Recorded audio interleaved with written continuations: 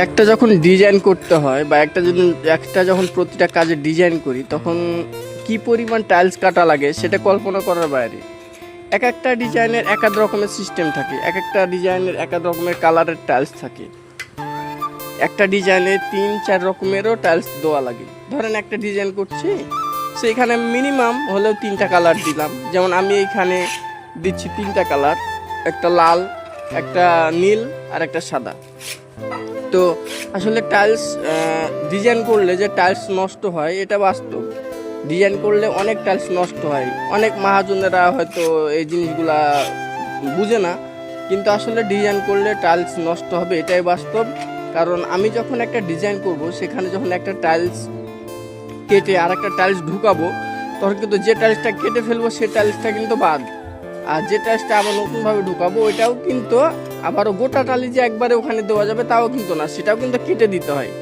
Minimum যখন আমরা ফ্লোরের ডিজাইনগুলো করে থাকি, দরজার সামনের ডিজাইনগুলো করে থাকি বা যে কোনো ডিজাইন করি, সব থেকে বেশি টালি নষ্ট হয় সেটা হচ্ছে ফ্লোরের ডিজাইন করতে গেলে।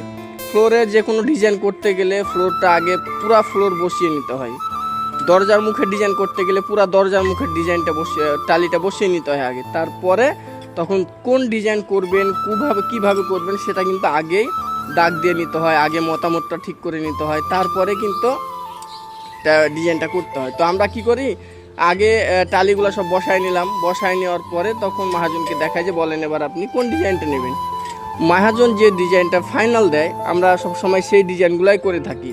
তো যখন আমরা ডিজাইনগুলো করি তখন মহাজনকে দেখায়, তারপরে ফ্লোর বসানোর পরে কিন্তু আমরা সেই ডিজাইনটা যেভাবে করা থাকে সেভাবে আগে আমরা মার্কার দিয়ে দাগ দিয়ে নিই। দাগ দেওয়ানোর পরে গ্যান্ডিং নিয়ে কেটে আগে উঠিয়ে ফেলে দিই সেই টালিটা, যেটা আগে বসানো ছিল সেই টাইলসটা যেখান দিয়ে বর্ডার হবে, যেখান দিয়ে ডিজাইনটা হবে সেখান দিয়ে আমরা আগে টালিটা তুলে ফেলি। কেটে তুলে ফেলার পরে আবারও মশলাটা তুলে, একেবারে মশলা পুরাটাই তুলে ফেলি না, পরিমাণ মতো তোলার পরে আবারও সেখানে কেটে উঠে নেওয়ার পরে ডিজাইনটা কেটে আগে পাশে রাখার পরে তখন আবারও মশলা দিয়ে সিমেন্ট দিয়ে হোক যেভাবে হোক আবার টালিটা ওখানে বসিয়ে দিই।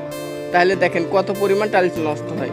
যেটা আগে বসিয়েছি সেটাও নষ্ট হলো, পরে ডিজাইন করতে যে টালিটা বা যে কালারের টালিগুলো ব্যবহার করছি সেখান থেকেও কিন্তু অনেক টালি ওয়েস্টেজ যায়।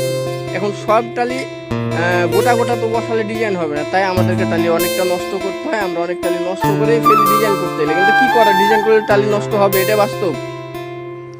তো আসলে সবাই ডিজাইন করবেন, ডিজাইন করলে অনেক ভালো লাগে, বাড়ির সৌন্দর্য বাড়ে।